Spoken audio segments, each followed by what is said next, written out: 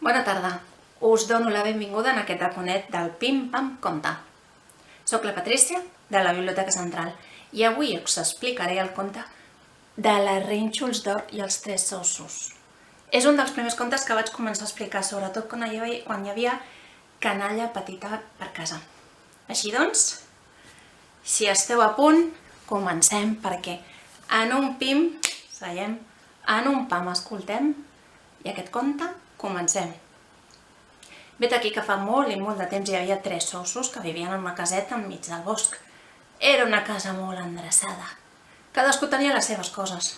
Hi havia un os gran que tenia una cadira molt gran per seure, un bol molt gran per menjar les farinetes i un llit ben gran per posar-se a dormir. Hi havia un os mitjà que tenia una cadira mitjana per seure, un bol mitjà per menjar les farinetes i un llit mitjà per dormir. I hi havia també, clar, un os petit que tenia una cadira petiteta per seure, un bol petitet per menjar les farinetes i un llit petitet per posar-se a dormir. Un matí van preparar l'esmorzar ben ràpidament en equip com acostumaven a fer, però les farinetes, estaven massa calentes, així que van decidir fer un volt pel bosc mentre esperaven que es refredessin. Mentre els tres ossos feien una volteta pel bosc, sabeu qui va aparèixer? Doncs la Rínxols d'Or. La Rínxols d'Or era una nena bastant atrevida, que tenia els cabells molt arrissats i daurats, molt rossos, per això tothom l'anomenava així. Aquell dia havia sortit corrents de casa, ni tan sols havia esmorzat, tenia moltes ganes d'aventura. Així que, quan estava pel bosc i va sentir la flaireta d'aquelles farinetes tan bones, va anar directe cap a la casa dels tres ossos i pam! Va entrar sense avisar. El primer que va veure, clar, van ser les cadires. Va veure la cadira més gran i va dir: ui, vull provar-la! Va seure a la cadira gran, va dir: ui, no m'agrada gens, és massa dura. Va provar llavors la cadira mitjana. S'hi va seure, no m'agrada gens, és massa tova. Llavors va seure a la cadira petiteta. A veure, aquesta cadira sí que m'agrada, aquesta cadira és perfecta! I va començar a jugar amb la cadira endavant i endarrere fins que llavors va caure perquè s'havia trencat una pota. La Rínxols es va fer una mica de mal al culet. La Rínxols va continuar investigant per la casa i, clar, va anar a la cuina i va veure aquells tres bols de farinetes tan bones. Va tastar primer les farinetes del bol més gran. A veure... no m'agraden, són massa fredes. Va tastar llavors les farinetes del bol mitjà. A veure... no m'agraden, són massa calentes. Llavors va tastar les farinetes del bol petit. A veure aquestes. Perfectes! Se les va menjar totes, no va deixar ni una miqueta. Continuant la seva investigació, va arribar a l'habitació dels tres ossos.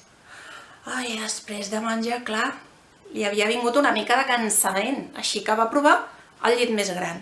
Es va estirar... no m'agrada gens aquest llit, és massa dur. Va provar llavors el llit mitjà. No m'agrada gens, és massa tou.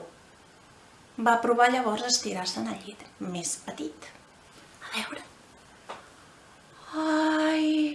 aquest sí que és just com a mi m'agrada.